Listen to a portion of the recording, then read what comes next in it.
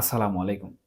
একটি দেশের অভ্যন্তরীণ রাজনীতি তার দেশের প্রেক্ষাপট সমূহের পরিবর্তনে যতটা না গুরুত্বপূর্ণ ভূমিকা পালন করে, তার থেকে ৩ গুণ বেশি গুরুত্বপূর্ণ ভূমিকা পালন করে আন্তর্জাতিক রাজনীতি। এবং এই আন্তর্জাতিক রাজনীতি একাধারে যেমন ভালো দিক নিয়ে আসে, ঠিক একইভাবে এর খারাপ দিকও কিন্তু রয়েছে। এবং এই আন্তর্জাতিক রাজনীতির প্রভাবে সাধারণত একটি দেশের অভ্যন্তরীণ রাজনীতির নানা ধরনের পট পরিবর্তন হয়ে যায়। এমনকি রাতারাতি ক্ষমতাচ্যুত হওয়া থেকে শুরু করে একটি গোষ্ঠীর ক্ষমতায় আসীন হওয়া পর্যন্ত এই আন্তর্জাতিক রাজনীতির প্রভাবে হয়ে যেতে পারে। বাংলাদেশের প্রেক্ষাপটে যদি আমরা লক্ষ্য করি তাহলে অন্তর্বর্তীকালীন সরকার গঠিত হওয়া থেকে শুরু করে অন্তর্বর্তীকালীন সরকার পরিচালনা এবং শেখ হাসিনা বা আওয়ামী লীগ সরকারের পতনের পিছনেও কিন্তু আন্তর্জাতিক রাজনীতির একটি গুরুত্বপূর্ণ হস্তক্ষেপ রয়েছে। এবং এই আন্তর্জাতিক রাজনীতি সাধারণত যারা পরিচালনা করে থাকেন, তারা আন্তর্জাতিকভাবে রাজনৈতিক মোড়ল হিসাবে পরিগণিত হয়ে থাকেন। এবং এই সকল মুরল দেশ বা যারা এই সকল আন্তর্জাতিক রাজনীতির মুরল হিসাবে পরিচিত মুখ, তারা কিন্তু তাদের দেশকে পরাশক্তি হিসাবে পৃথিবীতে চিহ্নিত করে রেখেছেন। এবং এই পরাশক্তির দেশ যদি আন্তর্জাতিকভাবে ঐক্যবদ্ধ হয়ে কোনো একটি রাষ্ট্রের পেছনে কাজ করা শুরু করে এবং আন্তর্জাতিকভাবে বিভিন্ন ধরনের পটভূমি পরিবর্তনের জন্য কূটনৈতিক অথবা রাজনৈতিক কূটকৌশল পরিচালনা করা শুরু করে, সেক্ষেত্রে কিন্তু ওই দেশের অভ্যন্তরীণ রাজনীতি থেকে শুরু করে ক্ষমতারও রদবদল করা সম্ভব। আমরা সম্প্রতি যদি কানাডার বিষয়টি লক্ষ্য করি, তাহলে আমরা স্পষ্টভাবে একটি প্রমাণ বা উদাহরণ হিসাবে দেখতে পাই। কানাডার প্রধানমন্ত্রী জাস্টিন ট্রুডো, উনি কিন্তু খুব সুন্দরভাবে উনার দেশ পরিচালনা করছিলেন। কিন্তু হঠাৎ করে কি এমন হয়ে গেল যে উনার যে লিবারেল পার্টি রয়েছে, সেই লিবারেল পার্টির প্রধান থেকে উনি পদত্যাগ করলেন এবং সেই দেশের প্রধানমন্ত্রীর পদ থেকেও কিন্তু উনি পদত্যাগ করার ঘোষণা ইতিমধ্যে দিয়ে দিয়েছেন। এটি নিছক আন্তর্জাতিক রাজনীতির একটি কূটকৌশল হিসাবে আমি ধরে নিচ্ছি। এবং এই আন্তর্জাতিক রাজনীতির কূটকৌশলের সাথে কিন্তু বাংলাদেশের বর্তমান রাজনীতির প্রেক্ষাপট অনেকটাই জড়িত। এখন কানাডার প্রধানমন্ত্রী জাস্টিন ট্রুডো হঠাৎ করে এরকম সিদ্ধান্ত নেয়ার পেছনে যে একটি গুরুত্বপূর্ণ কারণ বা প্রেক্ষাপট রয়েছে, সেটি আপাত দৃষ্টিতে বা বিভিন্ন গণমাধ্যমের জাস্টিফিকেশনের আলোকে ধরে নেওয়া হচ্ছে ভারতের সাথে সম্পর্কের অবনতি। আমরা জানি যে সম্প্রতি আমেরিকার নির্বাচন সংগঠিত হয়েছে এবং ডোনাল্ড ট্রাম্প সেখানে প্রেসিডেন্ট নির্বাচিত হয়েছেন। যদিও উনার প্রশাসন এখনো খাতা কলমে পাকাপোক্তভাবে ক্ষমতায় আসেননি। কিন্তু ইতিমধ্যে কিন্তু উনাদের যে রাজনৈতিক পরিকল্পনা বা উনার যে রাজনৈতিক প্রজ্ঞা, সেটি কিন্তু আন্তর্জাতিকভাবে উনি ছড়িয়ে দেওয়া শুরু করেছেন। এবং এর ১ম প্রভাব কিন্তু আমরা দেখতে পাচ্ছি যে মোদি সরকারের সাথে, অর্থাৎ ভারতের সাথে আমেরিকার যে একটি সুসম্পর্ক তৈরি হয়েছে, সেই সুসম্পর্কটি। এবং আমরা ১ম এ যে কথাটি বলছিলাম উদাহরণস্বরূপ, অর্থাৎ কানাডার প্রধানমন্ত্রীর হঠাৎ করে পদত্যাগ করার বিষয়টি। এখানে ভারতের সাথে কিছুদিন পূর্বে কিন্তু কানাডার বিভিন্ন বিষয় নিয়ে নানা ধরনের জটিলতা সৃষ্টি হয়েছে। এখন কি বিষয় নিয়ে জটিলতা সৃষ্টি হয়েছে এগুলো নিয়ে কথা বলতে গেলে কিন্তু ভিডিও অনেক দীর্ঘ হয়ে যাবে বা আলোচ্য বিষয় থেকে আমরা অন্যদিকে চলে যাব। সুতরাং এই যে বিষয়গুলো সংঘটিত হয়েছে বা এই যে ঝুট-ঝামেলা তৈরি হয়েছে, সেগুলো কিন্তু আন্তর্জাতিকভাবে ভারত এবং কানাডার মধ্যে সম্পর্কের অবনতি ঘটিয়েছে। তবে কানাডা এখানে যে কাজটি করেছে সেটি হচ্ছে ভারতীয় যারা কানাডায় বসবাস করেন তাদের উপর বিভিন্ন ধরনের স্যাংশন জারি করার বা বাধ্যবাধকতা দেয়ার চেষ্টা করেছে।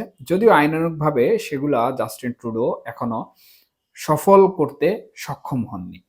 ইতিমধ্যে উনি কিন্তু উনার পদ থেকে পদত্যাগ করতে বাধ্য হয়েছেন। এছাড়াও আরো কিছু বিষয় রয়েছে যেগুলোর সাথে কিন্তু কানাডা এবং ভারতের সম্পর্কের বেশ অধঃপতন হয়েছে।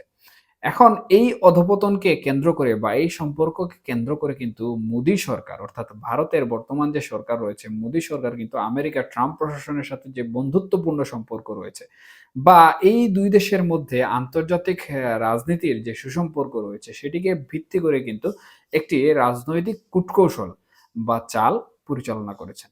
এবং এর প্রভাবে কিন্তু কিছু মিত্রশক্তি রয়েছে যারা এই আন্তর্জাতিক রাজনীতিতে আমেরিকা এবং ভারতের পক্ষে কাজ করেছে। তাদের গুলো হয়তো এতটা গণমাধ্যমে প্রচারিত হয়নি। তবে আমেরিকা এবং মোদি সরকারের যে কড়াকড়ি আন্তর্জাতিক রাজনীতির চাপ বা প্রয়োগ, সেটা কিন্তু আমরা ইতিমধ্যে দেখেছি। এবং এই যে ধারাবাহিকতা, এই ধারাবাহিকতা আগামী ২০ তারিখ ট্রাম্প প্রশাসন যখন পুরোপুরিভাবে ক্ষমতায় আসীন হয়ে যাবেন, তখন কিন্তু আরো বেশি আমরা দেখতে পাবো। আর এই বেশি প্রভাব বাংলাদেশের জন্য কতটা ক্ষতিকর বা কতটা লাভজনক হবে, অথবা বাংলাদেশের কোন রাজনৈতিক দলের জন্য কতটা লাভজনক বা কতটা ক্ষতিকর হবে, সেটি কিন্তু ইতিমধ্যে রাজনৈতিক জগতে যারা আলোচক, বিশ্লেষক অথবা অ্যাক্টিভিস্ট রয়েছেন, তারা কিন্তু ব্যাপক আলোচনা এবং সমালোচনা শুরু করেছেন। তবে আমার স্বল্প দৃষ্টিকোণ থেকে আমি যেটা মনে করছি যে ট্রাম্প প্রশাসন ক্ষমতা গ্রহণ বা দায়িত্ব গ্রহণ করার পরে মোদী সরকারের সাথে বা ভারতের সাথে শেখ হাসিনা নিয়ে যে জটিলতা সৃষ্টি হয়ে আছে এবং ইউনূস সরকার নিয়ে যে জটিলতা সৃষ্টি হয়ে আছে, সেটি কিন্তু কোনো না কোনোভাবে অবসান ঘটানোর দিকে এগিয়ে যাবে। এবং বাংলাদেশের সংবিধান যেহেতু এখনো বহাল রয়েছে, সেই হিসাবে বাংলাদেশের সংবিধান যদি আমেরিকা অথবা ভারত আন্তর্জাতিক রাজনীতির অঙ্গনে নিয়ে আসে এবং সেই সংবিধানের আলোকে যদি জুলাই আগস্টে যে গণ-অভ্যুত্থান সংঘটিত হয়েছে, সেই সাংবিধানিক প্রক্রিয়ায় যদি সেই গণ-অভ্যুত্থানকে কোনোভাবে তারা বিভিন্ন ধরনের চাপ প্রয়োগ করে ইউনূস সরকারকে বাধ্যবাধকতামূলক পেচের মধ্যে ফেলে যদি সেটিকে বাতিল করতে পারে অথবা সেটিকে অবৈধ ঘোষণা করতে পারে, কিংবা কোনো ধরনের জোরপূর্বক রাজনৈতিক ষড়যন্ত্র হিসেবে প্রমাণ করতে পারে, তাহলে শেখ হাসিনা যিনি রয়েছেন, অর্থাৎ আওয়ামী লীগ যে সরকার ক্ষমতাচ্যুত হয়েছে এই জুলাই আগস্ট গণ-অভ্যুত্থানে, তারা কিন্তু পুনরায় আবার ক্ষমতায় বহাল হতে পারবেন। এখন এখানে অন্তর্বর্তীকালীন সরকার যে দায়িত্ব পালন করছে, তারাও কিন্তু আন্তর্জাতিকভাবে ইতিমধ্যে চাপের মুখে রয়েছেন। এবং যিনি প্রধান উপদেষ্টা রয়েছেন অন্তর্বর্তীকালীন সরকারের, প্রফেসর ডক্টর মোহাম্মদ ইউনূস, উনি কিন্তু একটি সাক্ষাৎকারে বিগত দিন উল্লেখও করেছেন যে উনারা আন্তর্জাতিকভাবে ইতিমধ্যে কিন্তু নানা ধরনের চাপের সম্মুখীন হচ্ছেন। এবং সম্প্রতি উনার যে প্রেস সচিব রয়েছেন, উনি কিন্তু আরেকটি বিবৃতি দিয়েছেন নির্বাচন প্রসঙ্গে, যে আপনারা যদি সংস্কার না চান, তাহলে ডিসেম্বরের মধ্যেই নির্বাচন দিয়ে দেওয়া হবে। এটি কিন্তু আরেকটি উদাহরণ বা আরেকটি প্রমাণ যে অন্তর্বর্তীকালীন সরকার বর্তমানে আন্তর্জাতিকভাবে কিন্তু অনেকটাই চাপের মুখে রয়েছেন এবং কিছুটা হিমশিমও খাচ্ছেন এই শেখ হাসিনা ইস্যুতে বা ভারত ইস্যুতে। এদিকে ভারতীয় মিডিয়া যেভাবে বাংলাদেশকে জঙ্গিবাদ বা উগ্রবাদী রাষ্ট্র হিসেবে বিভিন্ন ধরনের প্রোপাগান্ডা এবং প্রচারণা করছে, তাতে করে কিন্তু আন্তর্জাতিক পরিমণ্ডলে বাংলাদেশ নিয়ে যে একটি বিভ্রান্তিকর অবস্থার সৃষ্টি হচ্ছে, সেটির প্রভাবও কিন্তু এখানে পড়তে শুরু করেছে। যার প্রভাবে ট্রাম্প প্রশাসন এবং মোদী সরকার যদি এই ধারায় কোনো পদক্ষেপ নেন, তাহলে আমি যেমনটি বললাম ঠিক এরকমই ফলাফল হবে। তবে এই ফলাফলের পূর্বে আরেকটি গুরুত্বপূর্ণ বিষয় রয়েছে, সেটি হচ্ছে অন্তর্বর্তীকালীন সরকার বর্তমানে ক্ষমতায় রয়েছে এবং তারা হয়তোবা ক্ষমতা ছেড়ে একটি তত্ত্বাবধায়ক সরকারে চলে যাবে এবং সেখান থেকে একটি নির্বাচন দিয়ে দিবে। তবে নির্বাচন যদি তারা না দেয় এবং আন্তর্জাতিক চাপের মুখে যদি শেখ হাসিনাকে পুনরায় বহাল করতে চায় এই মুরলেরা, তাহলে কিন্তু আওয়ামী লীগের যারা নেতাকর্মী রয়েছেন, তাদেরকেই এখানে মুখ্য ভূমিকা পালন করতে হবে এবং লড়াই সংগ্রাম আন্দোলনের মাধ্যমে কিন্তু দেশে তাদের যে অবস্থান রয়েছে, সেই অবস্থানটি গ্রহণ করতে হবে। তবে আমার মনে হচ্ছে যে আন্তর্জাতিকভাবে এই ধরনের কোনো প্রেক্ষাপট বাংলাদেশে সৃষ্টি হবে না।